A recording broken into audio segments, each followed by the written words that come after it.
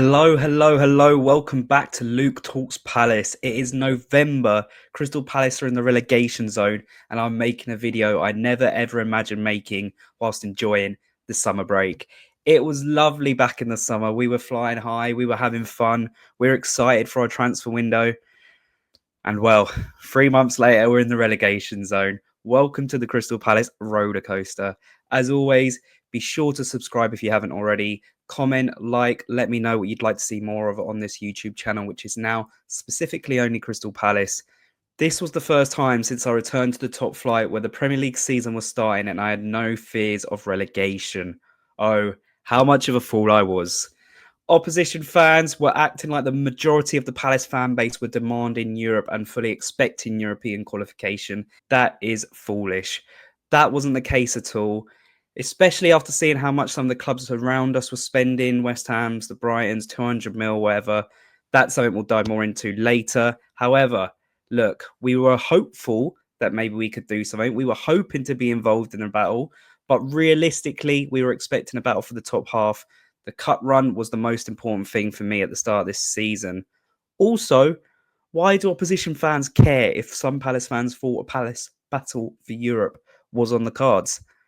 Sorry, we were feeling optimistic, guys. Sorry, for the first time in a decade, we were feeling slightly optimistic about staying in the division and being able to push on. But, perfect end of season results where we beat like Liverpool, Man United, Villa.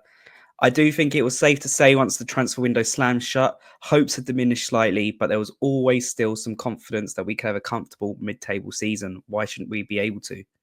So, what exactly happened at Palace and why are we in this position? What has happened to Crystal Palace? That's a question which has multiple answers. As a Palace fan, I feel like I can really give a really good opinion of this, positives and negatives. It's not all been doom and gloom, I would say that. And look, I'll go through it all in this video today. If you are new here, as I said, be sure to subscribe, especially if you're a Crystal Palace fan. This video is not a rant. I just want to put it out there. I promise you it's not a rant. It's an analytical dive into our season so far with pros, cons, and my thoughts on how this season could so easily turn around and we can be comfortable mid-table yet again. This is going to be broken down into a few parts. So first of all, the summer transfer window. We can't chat about this season without chatting about the transfer window. In came Lacroix, Daichi Kamada, Ismail Assar, Eddie Nketiah, Trevor Chalobah, Matt Turner obviously as well, and Chaddy Riyad. Notable departures were Sam Johnston, who struggles to stay fit at Wolves this season, Joachim Anderson, a class player, Odsonne Edouard, Jordan Ayew, and of course, Michael Olise. On paper and in the eyes of many Crystal Palace fans, including myself, it was a decent transfer window, let's be honest. Yes, we have hindsight now, but we were thinking, yes, there's a couple of positions we kind of needed to get. We didn't get that. That is a little bit typical Palace, but overall, there was some very exciting players in there. Fans were sad, but they understood why Anderson and Ayew left, and we were happy that Sarr and Lacroix were brought in to replace them two players. I personally was very shocked that we signed no cover at fullback, especially after attempting to sign Ryan Sessegnon. Failed there, didn't move on to anyone else. The fullback position is arguably one of the most important positions on the pitch in a Glasner setup, and I do think we failed to back him in that department. Lacroix has come in, and yes, he made a mistake against Fulham, but all Palace fans are happy with him. He's 24 years old, already got Player of the Month for us. He's going to be a crucial player for us long term. Really excited to see what he's like. And I really do think he was a good replacement for Anderson, who's also loving life at Fulham. It was a good move for all parties. One huge issue with the transfer window was that Michael Olise was not correctly replaced. He's a world-class talent who was always going to be a huge miss. I'm not even going to talk much on him in this video because I do think it was obvious that when he left, it would be practically impossible to replace him or replace someone in his position who is at his world-class level. So, of course, that is a huge loss. Nketiah was signed, but he should have been seen as cover for Mateta, not the answer to our right attacking mid-role. For me, that is glaringly obvious. Daichi Kamada has come in, and yes, he has received a lot of hate for his performances so far. And quite frankly, I do think it's far too much. Yes, he has struggled to settle. However, there has been a lot worse players than Kamada who has played in the red and blue, and yet he's being called the worst signing ever. Are we forgetting players like Camarasa, Rakip, Perry, Bamford, and many more? Of course, Kamada has struggled, but he was brought in to play as a 10. And due to our injury issues, he has really had to play deeper. He's also had to move position in the pitch constantly in a match. I swear, like Everton game, moved about 3 times. The Fulham game, he had to move like 3 times. Centre mid, right attacking mid, left attacking mid. Lacking this fluidity and not being able to settle in one consistent position, especially just across 90 minutes, is not going to help a player trying to adapt to a very physical division. People do love to mention his 100k a week wages. Yes, that is a lot, but he was a free transfer. When this happens, it's always typical for a club to overpay slightly when it comes to the wages. His red card against Fulham was very stupid, of course, and hopefully this free game break for him coming up will really help kind of clear his head, get him kind of focused and get him coming back better. Personally, had we had made two more signings, one versatile fullback, one right attacking mid/winger, then I think we would not be in this relegation battle right now. We just needed to replace Elise correctly. Yes, that is hard, but we went about it in a kind of weird way. For me, one thing I don't personally like with the way Palace do business at the moment is we have long-term targets, and if they become available, we will get them, no matter if they are the player we need. Nketiah is a perfect example of that. Lovely player, did not need him, but he was available for a cheaper price, so we went for him instead of maybe like a Smith Rowe or whatever. Some may argue the point that a club like Crystal Palace cannot bring in that many players in one window and stay within the financial rules. However, this summer that simply was not the case. We spent 94 million and received about 90 million, when clubs like Bournemouth and Forest had a net spend of around 30 to 40 million, while Southampton had a net spend of around 80 million, and Brighton and West Ham's was over 100 million. There was definitely some leeway for the Eagles to spend a little bit more, as their net spend was only around 5 million. And now we are hearing in January we are going to be moving for a left wing back and an attacker player. So we have the money. It's more like we only want to use it if it's desperate. If we're struggling, we will always spend in January. I kind of want us to change from that kind of mindset. Get the players we need to adapt and beat the teams around us, because we will fall behind, as has been proven this season. Yes, of course, hindsight is a beautiful thing, but when I saw our window, I thought our ceiling this season was 10th. Not bad. It's not bad, 10th would be a great position to finish, which is great for a club like Palace. When you see the way we performed last season, and when you have a manager who has won the Europa League, you do want to daydream and you do want to wonder what he could do if he was fully backed and if we spent the money that others around us did. For me, it also never helps that Palace's squad was changing on a weekly basis until deadline day. I'm adamant that even though we can get better deals on deadline day, it really is destructive for our own season, that we will never be ready for a season until the end of deadline day. You're missing about 4 Premier League matches there, and it really showed.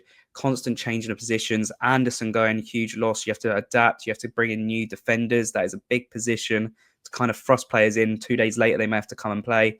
It's not that easy, and you're just kind of handicapping yourself straight away. You're going, look, this team's more settled than us. You're giving them an advantage, and I didn't really like that. I don't like that we're doing that, especially for me under a manager like Glasner, who's been proven that he needs a few weeks to get a squad together.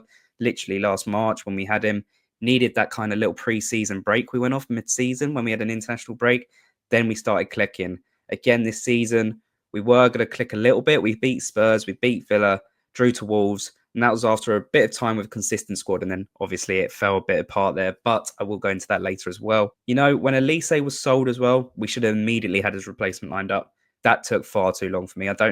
He's going to leave in the summer for that amount. I just think you should be prepared and have someone kind of ready, set to go. There was also something that was really out of our hands, out of the club's hands, out of the board's hands, out of the manager's hands, and that was the pre-season mess we had. I do really want to talk about this because it's something that happened that's never really happened in Crystal Palace's history before in the last decade in the Premier League. With our growth and with our practically perfect end of season, multiple players were called up to represent their country over Euro 2024 and Copa America. Lerma, Munoz, Eze, Henderson, Gay, Wharton, Anderson. All key starting 11 players last season were called up to their countries. Lerma, Munoz, Eze, Henderson, Gay, Wharton obviously reaching the final. With the final of both tournaments taking place at the end of June, just when the pre-season was beginning, meant these 6 players would miss most of our pre-season. You then combine that with Elise leaving. You also combine that with Mateta playing in the Olympics, which saw him playing in a final 6 days before the Premier League started. And you should really see the huge issue we were going to have.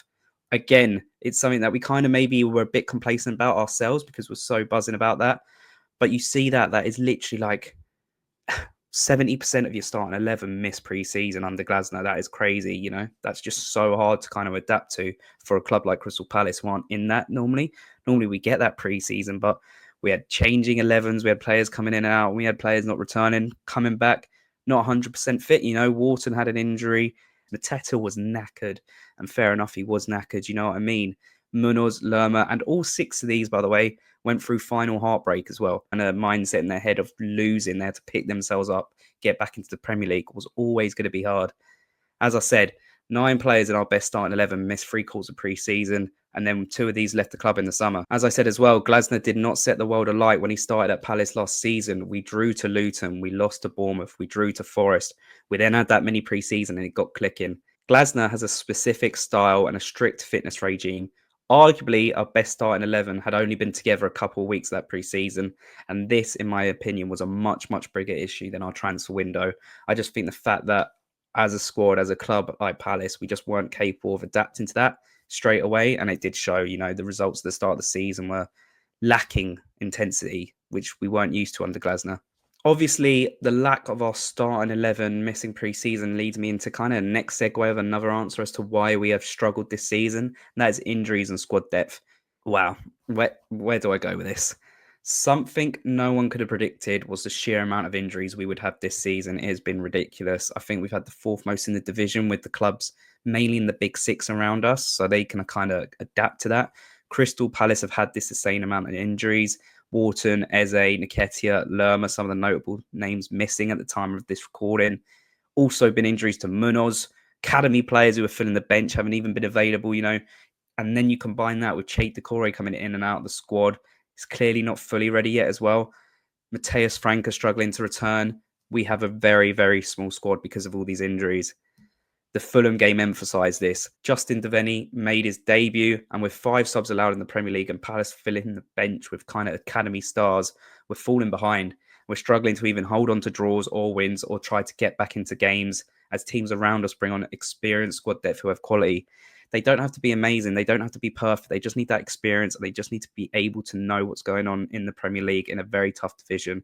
And again, because of our injuries, we're just lacking that bench, and that's really, really affecting us as well. Especially as well when we say Glasner has such a high intensity style of play. If he can't kind of bring on the players he wants, if he can't kind of give Hughes 70 minutes, then bring on another good centre mid who's going to be able to adapt or be quick enough for this division, then we're going to struggle. Injuries has also meant that our starting 11 is changing every week, and this is something a Glasner setup needs to not have. He needs that consistency. He does. And it's something that we've struggled to have due to injuries. When we finally started getting a bit of a consistent starting 11, a consistent squad this season, be it only 2-3 weeks, we beat Spurs, we beat Villa, we drew to Wolves, and then we were hit by more injury setbacks. And of course, everyone has injuries. So this isn't our main issue. You know, this is just something that has affected it. It's been a catalyst for then more poor performances. Another huge, huge issue has been the fact that our attack are just not taking their simple chances. Eze's missed sitters this season. I think he's had 5 big chances missed now. Edouard missed a series against West Ham. Ismail Assar against Wolves. Nketiah against Wolves. Mateta's missed chances as well, even though he's been scoring as well. But he's missed big chances. Palace are missing 2.5 big chances a game. And we're statistically the most wasteful side out of the other 14 Premier League clubs, excluding the big 6. The Eagles have attempted 158 shots, scoring only 7 goals. Again, at the time of recording, November international break. This means that we have a goal conversion rate of 4.4%. No matter what you think of our signings, no matter what you think of the quality of Eze, Mateta, Sarr, Kamada, it should be enough, the quality there, to have scored more goals than we have, especially to be converting more chances than we have been. If Eze took his chances against West Ham or Liverpool, Sarr took his against Wolves, we wouldn't be worried about the relegation zone right now, and that's facts. Our attack needs to be much better in front of goal, and for me, I pinpoint that as the main issue. I do. Sometimes we're not creating enough big chances for them, but when we do create the big chances, we are missing them as well, and that's just something you cannot do. You can't in the Premier League. You will get punished, as we have been. And then finally, I do not want to say, look, it's all the board's fault or anything like that. I'm not trying to say that. I'm just saying there has been mistakes made. But I will also be not biased because I do love Glasner. But of course, Glasner himself has not been perfect this season. I do think some of his mid-game tactics have benefited us in games, but others have definitely hindered us. I think personally, the lack of depth in the squad, the injuries, the players missing the chances, you know, and some of the results have put him under this pressure. And it's a manager in a new division for him. He's trying to adapt. He's trying to work out the best thing to do in these situations, and a bit of a learning curve for him. So it is no shock to see this happen, in my opinion. However, his subs against Forest were very confusing. And then also against Fulham, I didn't rate him playing Klein at left centre back and Sarr on the left with Kamada on the right. I thought it made me feel like despite the small squad he had for the game, he made it slightly weaker with the options and the positions he chose players in. Glasner is definitely the man to take us forward, though. There's no doubt about it. He showed last season that when he was given a good starting 11 who can consistently start and some time, that he can excel. Many managers will have struggles with all the things going on at Palace over the summer and during the season, and now it's time for him, the board, and the players to turn things around. Sacking a manager every time things go wrong is not sustainable. Glasner needs full back in and time to see what he can do. Otherwise, we'll be in the same position this time next season with a different manager. Combine all these points in the videos together, the transfer window, the squad depth, the injuries, Glasner, the board, transfers, you combine them all and you can see where we're in now in a relegation battle. It isn't just as simple as we're playing rubbish. I don't believe that. I think despite the poor start, all hope is not lost. Our back five, when fully settled, look good. So this is Shaloba, Lacroix, Gay, Mitchell, Munoz. When they have started in that back five, Palace have won 2 games, drawn 1, and lost 2 games. They've also only conceded 5 goals in these matches.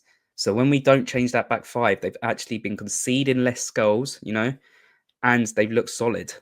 Gay, Shaloba, Lacroix, that is a ridiculous back three. You put in Munoz and then Mitchell at his best, and we've got really nice back five there. We have had big chances and shown that we can get in the right areas, whilst when we manage to play our strongest 11, we can compete with the big teams. Hopefully, a few players will return after the international break, please.